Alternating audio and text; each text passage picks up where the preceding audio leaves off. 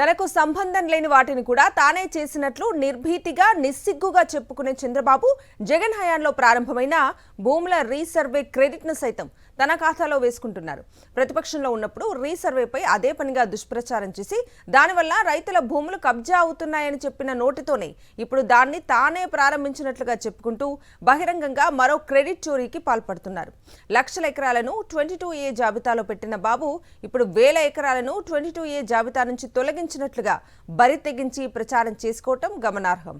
బ్రిటిషర్ల తర్వాత ఏ రాష్ట్రంలో ఏ పాలకుడు తలపెట్టని అతిపెద్ద భూ సర్వేను వైఎస్ జగన్ ప్రభుత్వం చేపట్టడమే కాకుండా విజయవంతంగా నిర్వహించింది. ఇందుకోసం 15,000 మంది సర్వేయర్లను ప్రత్యేకంగా నియమించింది. దేశ చరిత్రలో అంతమంది రెవెన్యూ సిబ్బందిని నియమించడం ఇదే ప్రథమం. 2019కి ముందు ఒక భూమిని సర్వే చేయాలంటే సంవత్సరాలు చేపట్టేది. ఆ సర్వే కూడా అరకొరగా చేసేవారు. అలాంటి పరిస్థితుల్లో రాష్ట్రంలో ఉన్న ప్రతి భూమిని సర్వే చేసి భూ వివాదాలు లేకుండా చేయాలని వైఎస్ జగన్ తపన పడ్డారు. పైసా ఖర్చు లేకుండా 2024 ఎన్నికల నాటికి రాష్ట్రమంతా డ్రోన్ సర్వే పూర్తి చేయగా సుమారు 6,800 గ్రామాల్లో సర్వే అన్ని దశలు పూర్తయి డిజిటల్ రికార్డులు అందుబాటులోకి వచ్చాయి. రీసర్వే పూర్తయిన గ్రామాల్లో 30 లక్షల మందికి పైగా రైతులకు పట్టాదారు పాస్ పుస్తకాలు ఇచ్చారు. సర్వే చేశాక నిర్ణయించిన హద్దుల్లో రాళ్లు పాతించారు. భూముల వ్యవస్థ స్వరూపాన్ని సమూలంగా మార్చివేసే దీనిపై చంద్రబాబు లేనిపోని నిందలు, అభండాలు వేశారు. సర్వే చేసి హద్దులు నిర్ణయించి ఆ హద్దులో ప్రభుత్వమే రాళ్లు పాతి రైతులకు ఇబ్బంది లేకుండా చేస్తే దానిపై ఇష్టానుసారం తప్పుడు ప్రచారం చేశారు. ఆ రాళ్లపై జగన్ ఫోటో ఉందని చంద్రబాబు బొరజల్లారు. నిజానికి ఆ రాళ్ల మీద ఉన్న ఫోటో నవరత్నాల వాటర్ మార్క్ లోగో. రాష్ట్రంలో అమలయ్యే సంక్షేమ పథకాల వివరాలు అందులో ఉన్నాయి.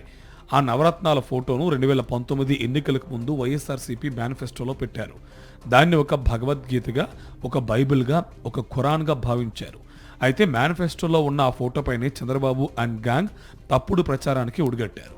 నవరత్నాల కేంద్రంగానే మొత్తం పరిపాలన సాగించి ఇచ్చిన ప్రతి హామీని అమలు చేసి చూపిస్తే దాన్ని తప్పుపట్టిన వ్యక్తి చంద్రబాబు. రీసర్వేను అడ్డుకుని దానిపై దుష్ప్రచారం చేసి ఆ భూములు పోతాయని దుర్మార్గంగా ప్రచారం చేసిన చంద్రబాబు ఇప్పుడు నిస్సిగ్గుగా దాన్ని తన ఖాతాలో వేసుకుంటూ ఉండడంపై విమర్శలు వెల్లువెత్తి తాను తెచ్చిన సంస్కరణల వల్లే రీసర్వే జరుగుతుందని, దానికి 400 కోట్లు కేంద్రం ఇచ్చిందని ఆయన డప్పు కొట్టుకుంటున్నారు. వివాదాలు లేని భూముల వ్యవస్థను తీసుకువచ్చేందుకు వైఎస్ జగన్ రీసర్వేకు అంకురార్పణ చేసి నిర్వహించారు. సర్వే పూర్తి చేసే క్రమంలో 14 లక్షల పట్టా సబ్ డివిజన్లు, దాదాపు 10 లక్షల మ్యూటేషన్లు జరిగాయి. 3 లక్షలకు పైగా రైతుల పేర్లు తొలిసారి రెవెన్యూ రికార్డుల్లోకి ఎక్కించారు. పట్టా సబ్ డివిజన్, మ్యూటేషన్ కోసం వెళితే ఏర్పడే తిప్పలు ఎన్నో తెలిసింది. రీసర్వే కూడా రైతుల నుంచి చిల్లిగవ్వ తీసుకోకుండా ఈ పనుల్ని జగన్ ప్రభుత్వం పూర్తి చేసింది.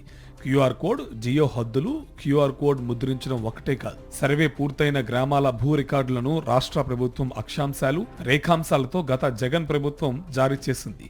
అంటే శాటిలైట్ హద్దులన్నమాట. వాటిని మార్చడం సాధ్యం కాదు. క్షేత్రస్థాయిలో భూమి హద్దులు మారినా శాటిలైట్ హద్దులు మాత్రం అలాగే ఉంటాయి. పట్టాదారు పాస్ పుస్తకాలపై క్యూఆర్ కోడ్, జియో హద్దులు ఇవ్వడం జగన్ హయాంలో వచ్చిన అతిపెద్ద భూ సంస్కరణలో ఒకటి. అసలు ఇవేమీ వద్దని, వాటి ద్వారా రైతుల నుంచి భూములు లాక్కుంటారని అడ్డుగోలు దుష్ప్రచారం చేసిన చంద్రబాబు ఇప్పుడు దాన్నే ఫాలో అవుతున్నారు.